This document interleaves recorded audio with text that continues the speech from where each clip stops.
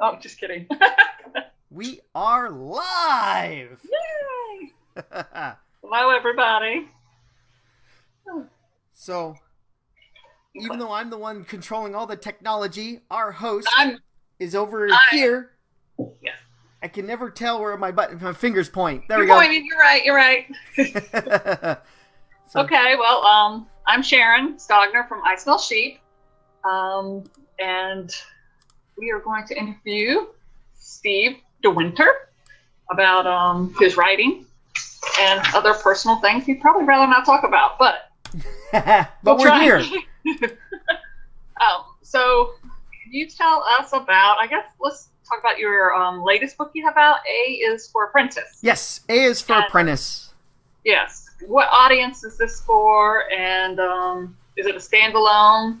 And Well, you general. can tell by the title. Well, we'll answer your second question first. The title A is for I Apprentice. thought there might be a B. That lets us know that there is going to be 25 more books in this series before this series is done.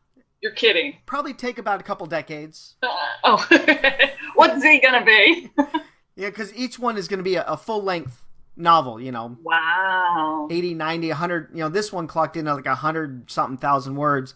So each one's going to be a full-length novel. And so, A is for Apprentice. B is for Bewitched is the next one that I'm working on. Okay. So, Wow. and, That's a continuing massive on. project. Huh? That's a massive project. That is, and it's going to be, it's going to take me 20 years. I got the idea from not Sue Grafton. Oh, I know who you're talking Yeah, about. A is for Alibi. Yeah. And she just put out this past year X. Oh, wow. She's getting And down to so the end she's there. almost done. I think she's doing one every 2 years now. She was doing one a year for a while. Wow. So Wow. this is my long-term project, and I'll still be doing other books in between these. Right. But this is my long-term project. Wow. So if anybody out there says, I'll wait until all the books are out before I read the series, don't do that now. Don't do that. Don't do that with this one. Well, what's it about? So A is for Apprentice. I like to call it a magical thriller. So some of my favorite books to read are thriller novels. But I didn't want to deal with the current modern socio-political economic world that we live in now.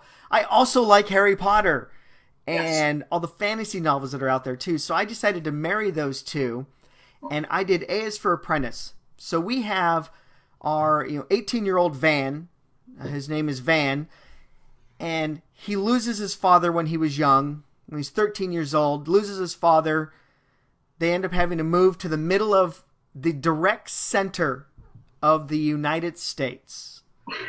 Okay. So, I mean, it is like the desolate, driest place you've ever been. I mean, the oceans are at the furthest distance in any direction to anywhere.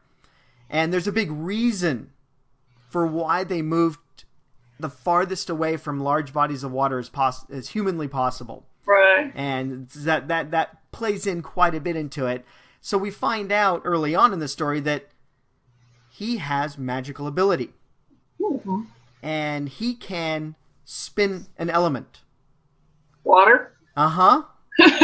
And so because of what happened with his father, which happens in the opening chapter, his father sacrifices himself to close a gate that opens every 7 years that the bad guy's trying to get through. Right. Well, killing yourself is bad news. So, banished, the whole family line banished. Van is never going to be given the chance to become an apprentice, to learn how to spin his element.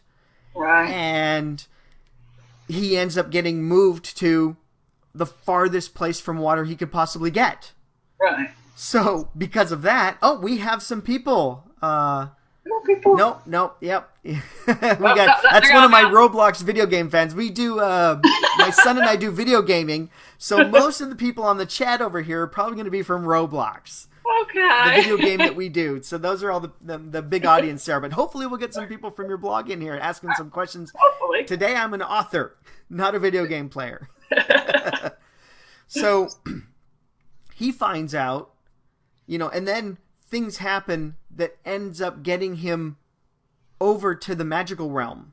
Right. Okay. And he ends up finding out that he can do this magic but he's not allowed to even practice it because of what happened with his father. Right. So, and it is a page-turner thriller Okay. with magic and the whole fantasy realm.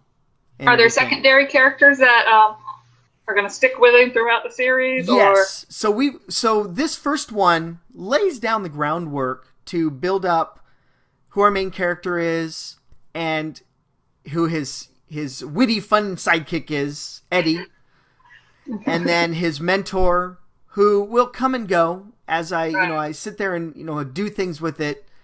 For his mentor, I've got all the standard characters. He builds up his team. We've got the kick-ass female assassin who has been around for quite a long time. And she has other goals that she's doing, but she's now joining into his team. So he'll have a core team that he has, and then people will come and go as the series progresses based upon the story that happens with each book. Right. I've got all 26 titles already written down. Wow. Well, that's impressive. Yeah. And I went and I licensed all 26 burning iron letters. Oh. So the covers will be all the same, just like you see right here. Mm-hmm. So the covers will be consistent. I've already licensed all 26 letters. That was a challenge. Each site where you can license artwork only had so many of the letters. I had to go to several places to get all 26 now. I didn't want them to disappear and be gone. That's true. And Oh, no, I was going. And I'm the kind of writer where I like to know the title of my book before I write the story. I can't write a story unless I know the title. The title's the first thing I do. Oh. So it helps that I've got 26 titles. Have you ever not been able to come up with a title easily? No, I actually have a tiny little book filled with titles. I know somebody else who does that, just in case. Well, so what can you tell us about the magic system involved in the series? So, all right. So before I talk about the magic system, let me talk about the history of how I named it. Because here is my challenge. We now live in a world today where scarcity is no longer an issue. We no longer have one fantasy series that we read or one sci-fi series we watch on TV. There's no one system that we have. We now have access. We have our phone. We have fingertip access to anything in the universe that has ever been. Right. Which reminds me, I should turn the ringer off on that. There we go. So, so I sat down and said, all right, I want to come up with a magic system. What do I call it that fulfills two things? Mm-hmm. Hasn't been used before, either much or so barely that people really don't use it, and has been used so long ago that we go, of course! And so, because, I didn't want to call my people wizards. Right. Harry Potter's got that totally nailed down in the most recent thing. Harry Potter, anytime you say wizard, we think Harry Potter. So I'm like, I can't call him a wizard. I didn't want to call him a magician. I didn't want to call him, all the standard names. So I'm like, so that was my first challenge was, what do I call the people who can perform magic? Right. Who have innate magic ability. And so I sat down and says, all right, well, let's look at some of the old fairy tales and stuff that goes back hundreds of years for inspiration.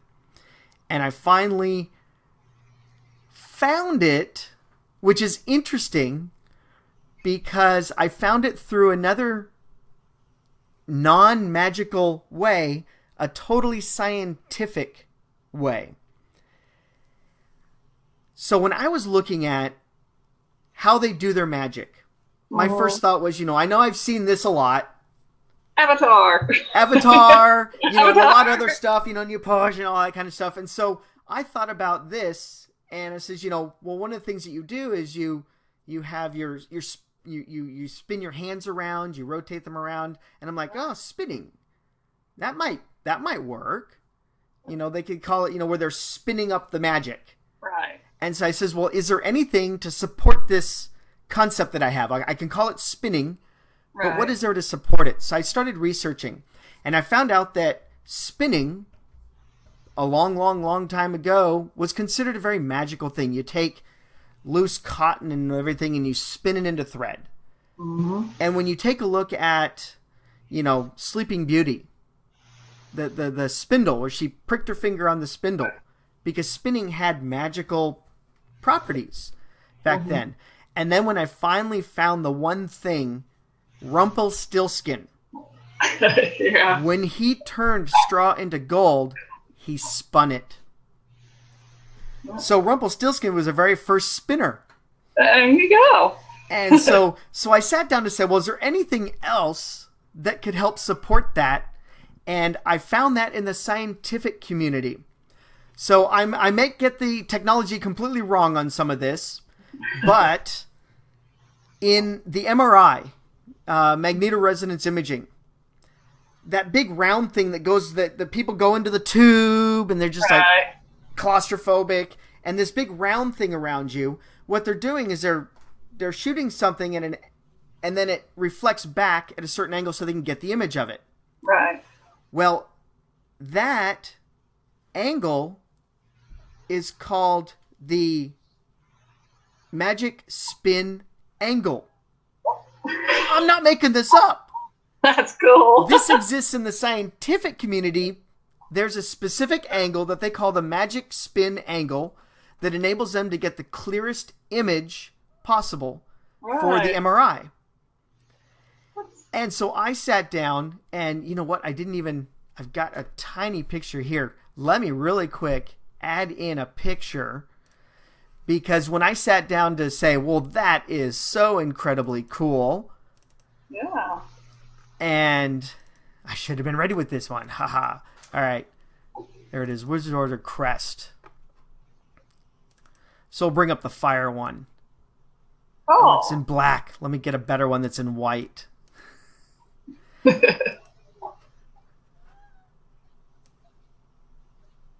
Let's see. I don't have one in white, so I will just bring up this guy here in red.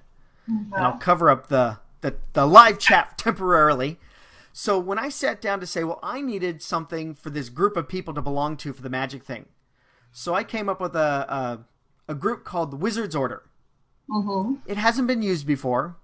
Again, I have everything that's ever been done accessible to me, so I can look. Now, there's been the Order of the Wizard. People have used that a lot, but nobody's used Wizard's Order. Okay. So I sat down and says, well, I want to make an emblem that they wear that designates them as I'm in the Wizard's Order. Right. So I went and I made this W in the shape of an O. So you can see it's a W. Right. Yeah, in the shape of an O. And this spot right here. The magic angle? That is the actual dimension. That is the exact degrees for the magic angle. Oh, how fun. So there it is. The magic angle. Nobody will know this. I couldn't believe it. You can't make this stuff up. So I love being able to pull up something that's in the real world and bring it into the fiction that I write. It makes it more real for me. How long did this process take when you said, this is what I want to do? All the research. I'm a fast researcher. I spent, back when the internet was, I spent $14 a year to have an email address when none of my friends knew what email was. I mean, I stomped around on the internet before there was web pages. Right. So basically I was stomping around government sites. Billboards. Exactly. I was stomping around government sites and libraries for education.edu and .gov was pretty much my only choice.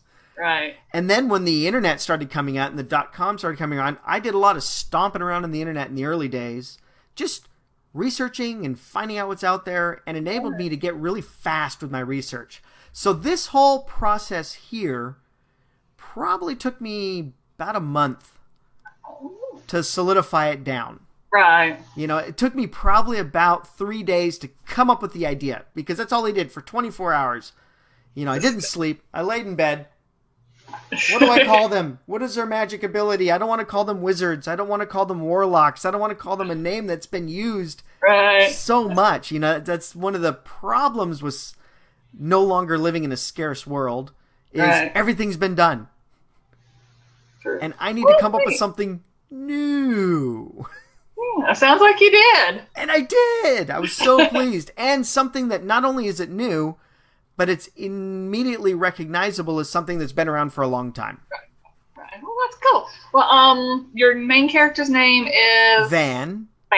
So what would you say is his biggest weakness right now at the beginning? His biggest weakness is he does not know how to use his magic. And the magic is, even though it's an innate in those that can do it, they start their training at 13 years of age. Right. And so basically when they, hit 13, they bring them over from the real world here, what I call Tech Realm. They bring them over to Midgard. And Midgard, spelled a little differently than the Midgard from Norse mythology. Right. Where Midgard is basically a realm that exists between Tech Realm, which is our world, and Mage Realm, which is a full magic world. And Midgard is the in-between. Okay. Because magic and technology cannot coexist peaceably. And so Midgard is stuck in a medieval level of technology. They've got the wheel, they've got push carts, they've got 12th to 14th century technology, but it cannot go beyond that because they do have magic and practice it pretty steadily to protect themselves from Mage Realm, which is trying to come over and take over. So they need to maintain some magic, but the magic is also a low-level magic. So it's a safe environment for somebody to come in. So Van, his biggest weakness is he doesn't know how to use his magic. He's now 18 years old. He should have been trained since he was 13, but because of his father's sacrifice, he was banned. So the very organization, the Wizard's Order, that was built to bring in people like Van to train them, has banned him from ever being trained. Mm-hmm. Banned him from ever being an apprentice. Oh, he's a rogue. So, not necessarily a rogue. We do have somebody else. His mentor is the rogue. His mentor was the apprentice for his father. And because of his father's sacrifice, Halen is his name, he gets booted out of the Wizard's Order and his crest tarnished. So that little crest I showed you is a silver emblem. It gets tarnished, which suppresses his magical ability. So he becomes the rogue to train Van anyway. Right. And the reason he wants to train him is the magic, if you don't learn to control it, it will consume you. So kind of like a little bit like the dark side. Right. In Star Wars, where it's not necessarily there's a good magic and a bad magic. It's learn to control the magic or the magic will control you. That makes sense. And the magic does whatever it wants. There is no good and evil. If you have absolute power, you just do what you want. Right. And so Van has to learn how to control this. He's 5 years behind, and the magic's getting stronger within him, and it will take him over. Right. Now, having lived out the last 5 years in Tech Realm, it suppressed the magic so much that he really didn't know. Okay. And wouldn't have been a problem if he stayed in Tech Realm, but for reasons that become known in the book, he ends up in Midgard. Right. Okay. All right. You also write children's books, right? I do. I have a very popular series that I did that was inspired by Minecraft. My son, he's 10 now, and he was just huge super fan of Minecraft. And so I sat down and I started writing stories for him, and then I said, well, let's publish them on Kindle and and make the paperbacks for him. Here's a few of them. Oh, those are awesome covers. For that, and it starts with Herobrine Rises. Uh-huh. And if you're a player of Minecraft, there is a character that has become a meme that's not in the original Minecraft, right? But has become a meme of it's an AI character that's as smart as a human and can build and destroy. Which the AI in Minecraft, they can't do it. Only players can do that. So, and everyone always says, they always show pictures of him and he looks just like a player character, but his eyes glow. Right. So, of course, me, being the thriller writer I am, I said, Herbert Rises, he's done watching. Oh, that's cool. And so that was a lot of fun to do that. And then I also... Hi, Seal. Licensed with another online game company, which we'll see a lot of the people here who are on my chat over here are Roblox fans. I also have a series of 6 books I wrote that I licensed with Roblox. Oh, wow. Unfortunately, the license has expired and these books are no longer in print. So sad. So sad. And that's the reality of the publishing world, especially when you're doing licensing. Right. Is, the license is not forever. Oh, So well, I like writing my own books. A is for Apprentice is forever. Well, have you received any fan mail from kids? Oh, yes. I've received a ton of fan mail. I sat down and I started writing fiction. And I said, oh, this would be great. I like to entertain people. It's what I want to do. It's what my life gives my life meaning and purpose, is to entertain people. What I forgot was how much stories touch us at our very soul. Right. I had forgotten that. Yeah, I do a lot of reading. I do a lot of writing.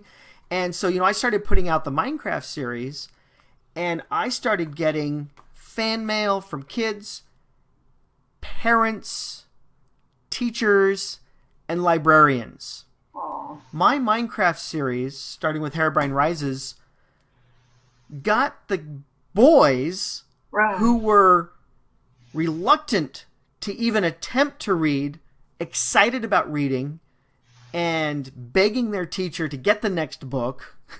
Aww. So they could keep reading. Oh, there's my cat in the background. I guess your cat's trying to get away. Hi, Sil. She's trying to escape. Let's grab her. Hi. Ugh. There we go. We're live on the internet, and here is a cat on YouTube. Go figure. That's true. There's no cats on YouTube. This is a first. This is a first. Oh, that's cool. So, but yeah, so I got lots of fan mail, especially from, the Minecraft and Roblox. They loved them, and it made them want to read. And I hope made them readers for life. Right. That is what I love, and so I'm grooming them to become readers for my adult fiction, my thrillers, and my other stuff that I have. You gotta have a step up. You gotta have your young adult and then your adult. And then I also sat down to write in different genres and different age groups so that I wouldn't get myself pigeonholed. Right. We sit there and we I've met a few authors where they're like, yeah, I write thrillers. I'd love to write something else, but everybody knows me as a thriller writer. Mm-hmm. So I'm like, well, I'll hide out in my cave for the first 10 years of my writing career and put out 40 plus books in all different things so that there's no way I can get pigeonholed. There you go. Now, the reverse of that is, because I don't have 40 books all in the same series or in the same specific genre, I haven't built up an audience. My audience is fractured all over the place. Fractured all over us. All right. Okay. Well, we'll ask you a couple of questions that don't have anything to do with what you do, but might be interesting. Have you ever read a romance novel? I did. Do I even have it over here? Do I still have it? Yes. You still have it? Hummingbird. Oh my God, how old is that? That is from the 80s. It is so old, it just starts right away. You know how most books have all that front matter. You get like 12 pages of stuff that you go through. Uh-huh. You open up this book, and it says Hummingbird, Chapter 1. So I don't even really know when it came out because it doesn't have all that stuff that tells you. And so then nothing it ends. Recent. Somebody wrote up here in the corner 1983 in hand. So I don't know. Well, it's changed a lot. It's changed a lot since then. Yes. So romance has changed. This is pre-Bodice Ripper era, I'm sure. Yeah. And then I've read a few books from Marie Force. And she's a new, probably about the last 5 years, has really exploded and become a very popular romance author. Oh, okay. And she's also worked really hard to keep herself from being pigeonholed for just romance. She also does romantic suspense and everything with the same characters. Which the publishers told her, well, you can't do that. You can't do like a heart-to-heart. Well, this is going back in really old television stuff. Or Cagney and Lacey. You can't do something like that in a romance writing thing. They want different characters for each book. And she says, I don't want to do that. So she did it herself, became very popular with it. And now they're saying, oh, okay, yeah, you can do that. Okay, sure. Now, okay, I mostly read... What state do you live in? I live in California. Oh, I'd like to say sunny California, but we just now have the storm of the century descending down upon us. For the next week, it's supposed to be raining solid straight. Oh, wow. Well, I'm in North Carolina, and it was like in the 60s, and then we're getting snow tonight. So, oh, wow. Yeah, it's still nice, and it's not too cold right now. So it's pretty nice out. Okay, let's get on to the nerdiest thing you own. The nerdiest thing I own. So you gave me warning for this, so I was able to pull it down from the shelf. This guy is heavy. I have got a Lego minifig that's not too many. Not too many. A macrofig built out of Legos. Now, I didn't design this. This was a kit that my friend got directly from Lego online. Right. And everything. And so we sat down. It took us a couple hours to build this, building one leg at a time. And right. Has it got an 8? So this nerdy thing I know. And then, of course, and then, of course, you can see my robots behind me. Oh, yeah. Oh, there you go. I've got 2 of the Velociraptor Robo Sapien Velociraptors and one of the quad. And then I've got the original one that was a dancing robot. I've got Optimus Prime and Bumblebee. Transformers level 3. There we go. We'll have it swoop in. There you go. I got the Millennium Falcon, so. I'm a Star Trek guy over Star Wars. Oh, well, there's something. Star Trek over Star Wars. Star Trek over Star Wars. Probably because it was first for me. It's just what I was watching all growing up. Well, see, I saw Star Wars when it came out, when it first released. So I saw that before I saw anything else. Okay, out of curiosity, what is your computer or your phone save screen and lock screen? Oh, well, let's see. That'll say something about you. Yeah, this would. So my lock screen has absolutely nothing on it. Oh. And my background is just a little gridded triangle background. Oh, how boring. Yeah. I am, when it comes to my workspace and my computer background, all right, let's go ahead and show. Here is my work computer that I work on.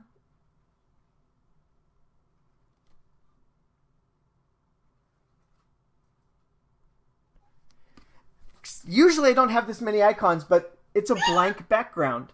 Oh my gosh, that's no so sad. Pictures of my child? What's wrong with me? You gotta get. See? Okay, and then my iPad. On this. All right, lock screen for the iPad. Nothing. Oh. The background? Just a basic utilitarian, the little circle dot things. No pictures. Wow. When it comes to my workspace, I like to have nothing.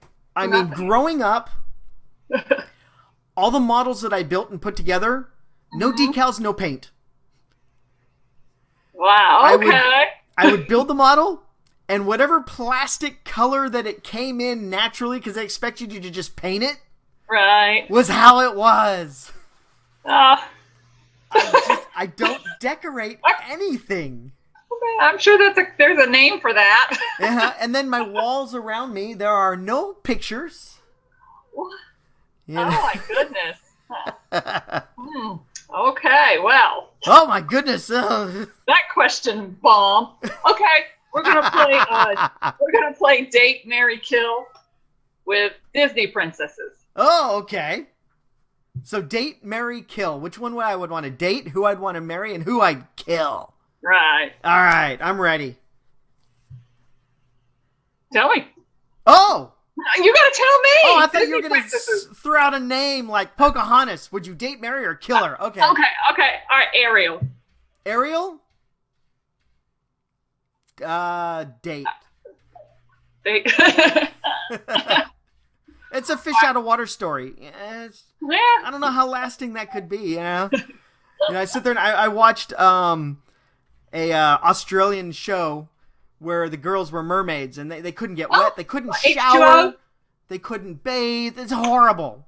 H2O. Yes. I got a young daughter. Love kid shows. Even though I have a kid, he's my excuse. Oh, my son was watching it. I was just watching it with him. Yeah. I think I'd watch it if it was just me. Yeah, exactly. Oh, okay. Let's see. Oh, I was going to ask if you had any posters on your wall growing up, but I don't think you did. Let's see. You know what? I have a whole bunch of posters still in the packages, not because I'm a collector, but because I just don't decorate, that I wanted to put up, that I never did, and it's all Jackie Chan movies. I love Jackie Chan. You love Jackie Chan. So okay. What do I have? I have Super Cop. I've got Armor of God 2. I've got one other one of his, and then, a couple other posters and things that are really cool fantasy artwork and stuff like that, right, that I just never put up because I'm just not a decorator. But I've got them because I wanted them. Right. Okay. Yeah, so no Cure posters up on my wall growing up in the 80s. I grew up in the perfect time for like the wall of posters. Yes, I had Kiss. Ah, yes. Kiss over 2 walls in the ceiling, covered in Kiss posters. So, okay. Did you have a favorite Saturday morning cartoon? It was the Looney Tunes. The Looney Tunes? The Looney Tunes. That was, and I went and I picked up every collection that, as they came out on DVD, I picked them up, knowing that I wouldn't be able to continue to get them when I finally had a child. And I've just now started showing my son, Josh, Looney Tunes, because now I've got a whole bunch of them. Oh, that's a good idea. That was my favorite Saturday morning cartoon, but it didn't... Okay. All right, so this is the mid-'70s. There are no VCRs. No. There was no way to record anything. Everything that we saw on television was because it was on. We had to wait. Right then. Right there. I know. So I sat down with my cassette recorder and I would record the audio from all the Looney Tunes. Most specifically, anytime I saw the Roadrunner come on, I would record all the Roadrunners. And then I would sit and I would listen to those. Oh. In the afternoon, during the week, and I could picture in my head the anvil landing on him as he falls, and the poof of cloud, And so I would record the sound, and then I would play that, and in my head, redo the visuals. So I had a VCR before there were VCRs. I think it has to do with being an author. That was probably part of the thing that helped push me towards being an author. Yeah. I do have actually the one defining event that did that. But before we get to that one, when you asked about my favorite Saturday morning cartoon, ask me another again. What was my favorite cartoon? The one that would make me run home from school gasping for breath so that I didn't miss it. What was it? Robotech. Robotech? I managed to record, when I finally got a VCR, all but 3 episodes of that. Can you find them online? It was 3 seasons, and there was like 20-something episodes per season. I filled up 8 videotapes at their slowest speed. And this was all over the air stuff. So I could see during the summer, reception was always really, really bad. No, it was really good during the summer. Right. But when the storms come in the winter, reception was bad. Right. And so I sit down and I could watch my tape that, recorded every day, and I could see crystal clear, and then it would go and it would slide to fuzzy, snowy, could barely make it out.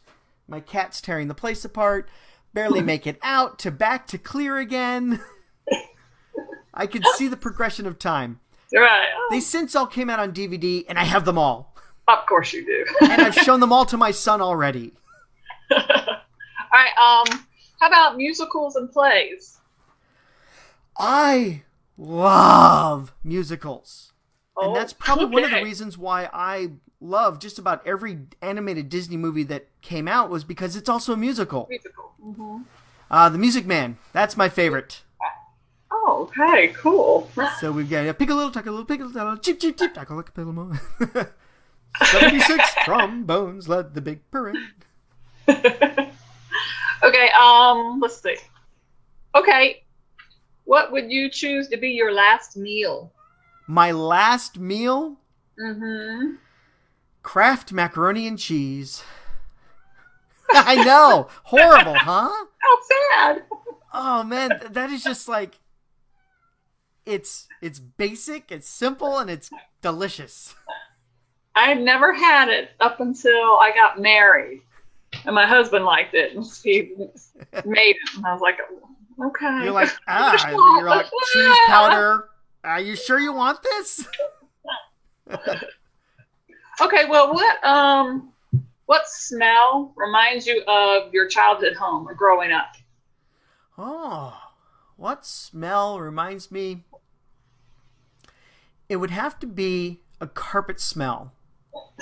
I spent a lot of time laying on the carpet, playing with my toys, playing with my Hot Wheels and my Legos. And I would sit there and I would set up whole cities, and then I would have a car chase, a crash, a shootout.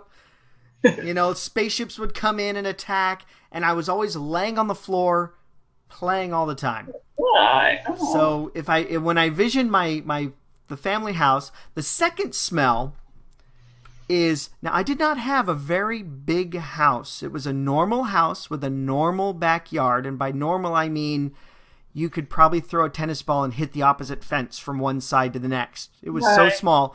I had chickens, rabbits, ducks. Oh my goodness. Packed in a normal backyard. So I would say the smell of my animals. So would bring back childhood memories. Childhood memories is the smell of chicken poop. Chicken poop. Oh. Mine's baked bread. Oh, so much baked nicer. Whenever we go, there's a farm that we pass whenever there's a hiking area down where we live, and there's a big working farm there. And every time we pass the chicken coop, I go, home. I wasn't expecting that answer. Okay, we're gonna do a little rapid fire. Okay. I'll give you this or that, and you can let me know. All right. Beach or mountains? Mountains. Any particular mountains you prefer, or have you been to the East Coast to the Blue Ridge? I have not been to the Blue Ridge Mountains. Completely Mountains. different experience. Yeah, I went in New York where they have that big shelf type thing in New York that featured in one of my thriller novels. Oh. But I've only been there with Google Earth. Oh. Yes, I haven't been to that mountain. So most of the mountains I do are here, the Rocky Mountains that are, here, and the ones here on the West Coast. Yeah. Snow and stuff. Yeah, snow and stuff. Okay. Scuba diving or skydiving? I would have to say scuba diving because I've done that. Well, I haven't done scuba diving. I've used a breather in a pool, but I mostly do snorkeling. But I would do that before I would jump from a plane. Yeah, I'm with you on that one. Okay, this one's important. This has big significance with our crowd. Coke or Pepsi? Pepsi. Be careful before you answer. You know what? I'm a Pepsi guy. Yes. Anytime, here's my answer. When I go to restaurants, and unfortunately, Coke is just a generic term we use. Right. You know, so when I sit in a restaurant and they go, "What would you like?" I'll go, "I'll take a Coke." And they're like, "We have Pepsi." I'm like, "Pepsi is preferred." Yep. That's my response. Pepsi's from North Carolina. Oh, nice. And I was born and raised in North Carolina, so it's my Pepsi. first job was working in Burger King. Working in what? Burger King. Oh, Burger King. And it was, back then, now they have Coke in their fountain. But back then, in the late 80s, it was Pepsi. Oh. And it was awesome. So I worked over the broiler because they flame broil all this stuff. So burger, it gets yes, hot back there. So here is what my 10-minute break consisted of. We were allowed to have as much soda as we wanted as long as we brought our own cup. Oh, hey. So I brought the big 21-ounce plastic cup from amusement park. And I would go, and I'm, after working over the frame broiler, putting together hamburgers, which became toys. Right. And I would go and I would fill that up with soda, Pepsi, and then I would walk into the walk-in freezer and stand in front of the blower and drink my Pepsi. That is the happiest time of my life. That is right up there, and the happiest times of your life. We always say, well, birth of my child, my wedding day. No. It's standing in the walk-in freezer with a 21-ounce of Pepsi, drinking it. That was awesome. You go. Okay, well, Captain Malcolm Reynolds or James T. Kirk? James T. Kirk. Saw that one coming. Yep. Okay, how about R2-D2 or BB-8? Ooh. Well, that's a tough one because, I've seen the new movie, so I've seen BB-8 in action. They certainly gave him a lot of character and everything. I'm going to have to say I kind of like the new BB-8. Okay. Yeah. Growing up, I always had the just off to the left of what everybody else had. Star Wars came out. We all got the little figures. Everybody had little R2-D2s. I had an R5-D4. He was a little orange guy. He had that one scene. He was the one that broke down that ended up getting Luke Skywalker getting the R2 unit instead. Right. So I had that guy. Everybody else had Atari. I had Intellivision. Everybody was getting Pong. I had this weird build-it-yourself kit that was like Pong. So I was just to the left of the rest of the universe. Just to the left of everybody else. Okay. Sharktopus or Dino Shark? Ooh, Sharktopus. Sharktopus. That's pretty awesome. Yeah. My family, we live for the sci-fi Saturday night movies. Oh man, Sharknado. Enough said. I've got the pop figure, and I've got the Christmas ornament. Oh, nice.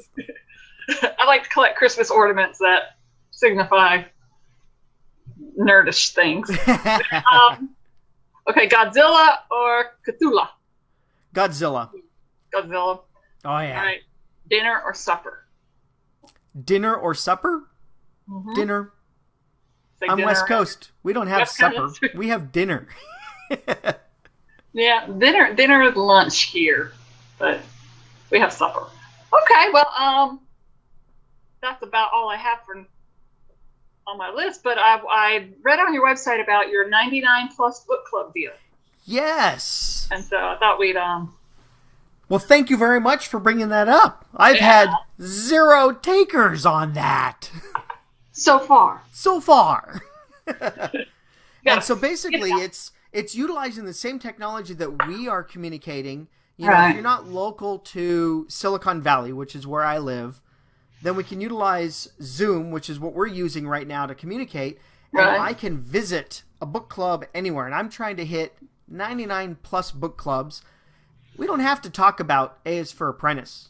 We can talk about the latest TV show we all watched that week. Supernatural. A lot of people, they get together for the book club. It's just an excuse to drink and chat. Yeah, exactly. Some of them don't even read the book of the month.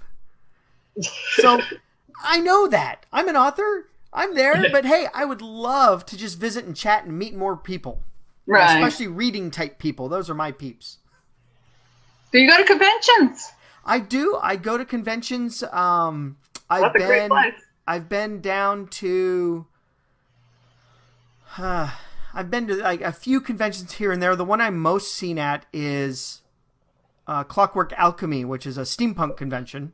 Oh, I hadn't heard of that one. Yeah, and it takes place in San Jose near the airport there. And I usually take my Steampunk Wizard of Oz series. I have 8 books in that series. Oh, So neat. we did The Wizard of Oz as a steampunk adventure. Made Dorothy a little more powerful. Because in the original Wizard of Oz story, she's just kind of drug along and whines about it. Right. And I'm like, well, that's no good. That's not showing girls that they can take charge and do their thing. So I taught my Dorothy martial arts, and she basically, in typical thriller novel fashion, she's got to save the world. Or Oz. Exactly. So, well, in that one, Oz is... And again, I know we weren't here to talk about that one, but hey, why not? I love bringing in the real world to my fiction. Right. So I sat down. So I've got my Steampunk Oz Oh, yeah. here, starting with Forgotten Girl. And I've got 8 books in that series, a novella series. And I sat down and said, okay, I've seen the movie. We've all seen Over the Rainbow, 100 million times. It's on every Christmas. But if I'm going to sit down and do a steampunk retelling of this story, I should read the book. Yeah. So I went and I grabbed Frank L. Baum's The Wonderful Wizard of Oz, the original. Right. And I read through it. And as I'm reading it, when Dorothy first lands in Oz, and she looks to the Munchkins and goes, well, I should be going now. Sorry to have smashed someone that you hated, but I should be going now. My family's going to be worried about me. How do I get out of here? And they looked at her perplexed and said, what do you mean get out? No one ever gets out. And my first thought was, it's a prison. And so when you take a look at the maps for the original thing, Oz is surrounded on all 4 sides by a huge desert. Oh. No one ever gets out. So when you're in Oz, you're stuck. And so I'm like, well, that whole concept of a prison, let's keep it that way. So let's make it a prison. So now I've got, and I want to make it steampunk. So I'm sticking myself between 1850 and early 1900s for that. There's your steampunk era, Queen Victoria era. And so my book ended up sticking around 1901. So yeah, technically that's the beginning of the Edwardian era, but that's fine. But when I sat down, it says, okay, 1901, there's a prison that's huge because I need a big land for Oz. Right. It can't be a tiny little prison with, 1,000 prisoners. It has to be huge land that she can cross across, that people all live. Mm-hmm. And it's the 1900s, turn of the century, 1901, big place that's a prison that's pretty much inescapable. And so I went and I researched, and Australia was a penal colony. Mm-hmm. It's huge. Yep. And Australians like to shorten everything. What do Australians call Australia? Oz. Yes, that they do. So there was Oz. And then, of course, me always like to put more realistic stuff to it.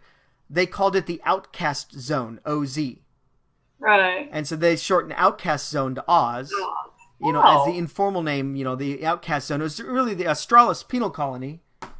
Huh. And I really liked doing that story. In fact, so much. And then I went and I took the 4 Wicked Witches, the Wicked Witch of the North, West, East, and South. I turned them into marshals. Oh. So rather than being witches, they're marshals over marshals. their region of the prison. That's a good idea. And then I had I got this from a sheriff supply company. I had them make, let's see if we can block out some of the light here. I had them make a Marshall Australis colony, Oz. Oh, that's neat. So that is the star that Dorothy wears because she lands there.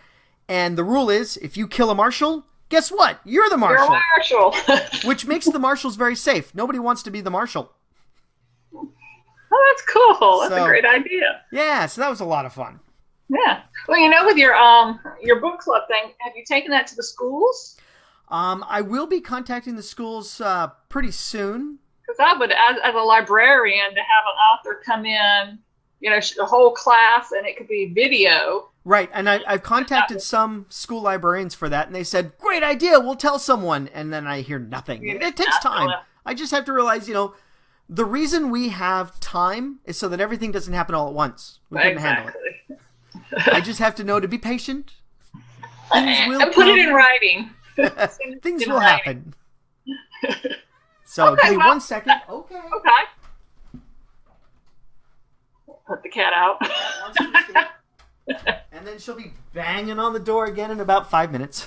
Of course. Okay, well that's all I have for now. But I appreciate you taking the time to come talk. Hey, thank you very, very much for letting me come on here and for being brave enough to accept my challenge to do it live. Yeah, yeah. But okay, well, if anybody wants to find your books, links and all, on my website on I Smell Sheep, it's up there with all your links. It should be, and some book covers. And then I've got links to your website, your YouTube channel, Facebook, and Twitter, and all that sort of thing. Right. Looking to see if there's any questions here. Nope, these are all my Roblox fans. And my cat's name is Sil. S-I-L. So to answer one of the questions, to prove that this was live and was actually happening, I will answer a question that came up here live. Somebody said, what is the name of your cat? It's Sil. S-Y-L. But yeah, thank you so very much, Sharon, for being brave enough to do this live Q&A and bring this to your blog. This set your blog apart from all the other blogs out there. Yay! You guys are the trendsetters. Yeah, well, that we are. In 5 years, this will be... With a name like I Smell Sheep. Yep.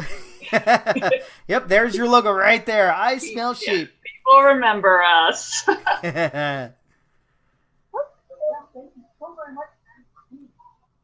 All right, so being live, we don't have a normal wind down way, so... Oh, you don't have any music or anything? No.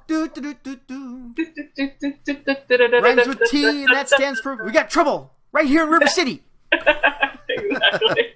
Music Man. All right. For that, so are there any other questions you have for me? No, I asked all the ones that I had. Asked all the ones. You know what? For those who are watching this, I mentioned we would come back to it, so let's do that real quick here before we end. The defining moment of my life for when I realized I was going to become a writer. Okay. It was in 6th grade. It was the first time we were being released into the library, the school library, so not a lot of choices in a junior high school library. Right. But we were allowed to do a book report on any book in the library. And this was like, we weren't being told what to do. This was a first. And this was like, wow. So again, and this also comes into, I can't write a story unless I know the title. Here's how I select a book. And I still do that to this day.